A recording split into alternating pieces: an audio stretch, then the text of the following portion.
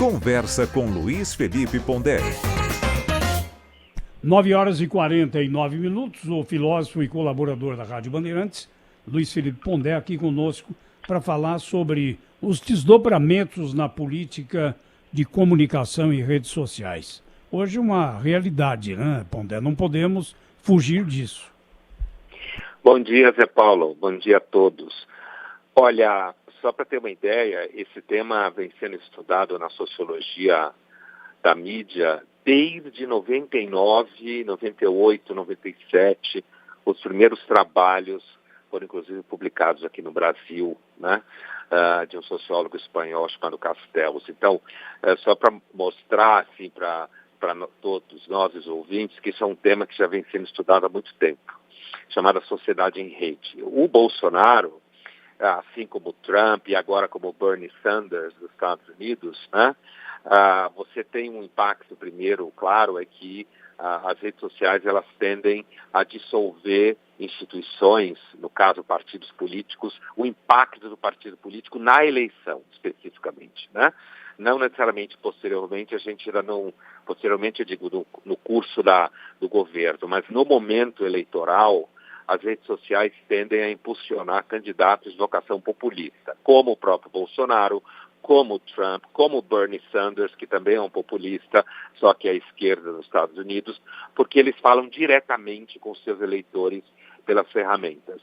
E assim, Zé Paulo, esse tipo de ferramenta facilita a capilarização, mas também facilita uma certa delinquência, né? Porque essa delinquência que a gente tem visto no presidente Bolsonaro, inclusive em relação a colegas jornalistas e tudo mais, entre outros problemas, que é a linguagem das redes sociais, essa coisa meio como se estivesse falando na varanda da sua casa num churrasco ou no quintal, em que o vocabulário é extremamente privado, né?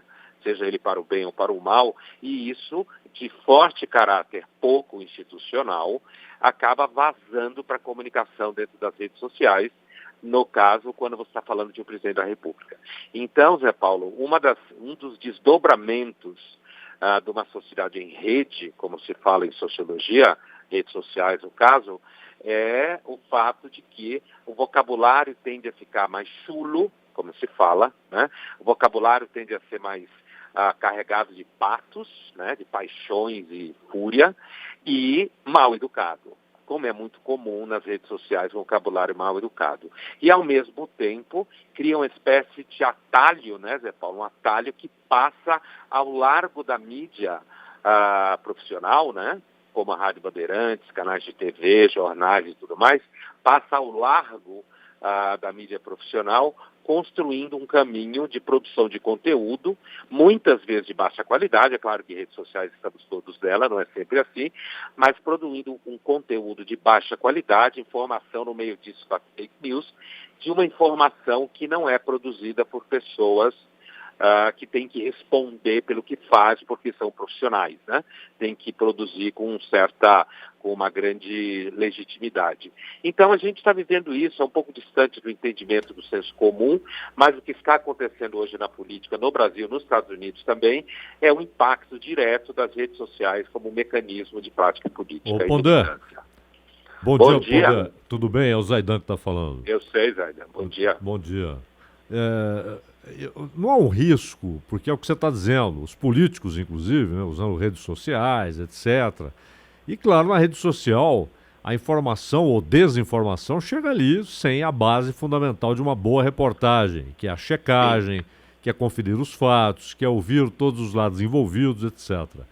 Você vê algum risco de que o jornalismo profissional se contamine com esse modus operandi e, de certa forma, reproduza isso nos meios tradicionais?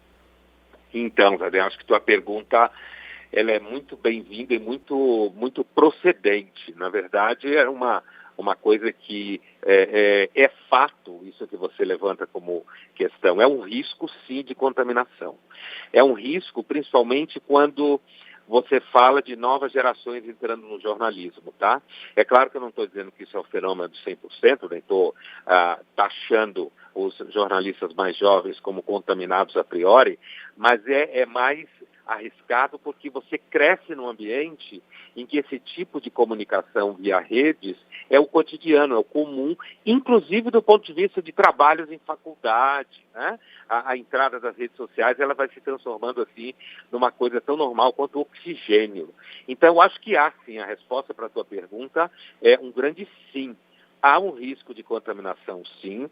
Então, o jornalismo profissional tem que ficar atento não só com a desinformação produzida nas redes sociais, como principalmente com a entrada das novas gerações que vêm de uma cultura de redes sociais para dentro da redação e com o risco de ter dificuldade, às vezes, de perceber a diferença entre você estar trabalhando num ambiente cercado pela busca de credibilidade, né, e no ambiente das redes sociais que de uma forma um pouco mais radical, leva você a produzir um vocabulário muito privado e, às vezes, delinquente. É uma coisa que as redações do jornalismo têm que ficar atenta, aqueles que são responsáveis pela redação, a fazer uma espécie assim de afastamento dessa contaminação com os seus jornalistas, principalmente os mais jovens, mas não só eles.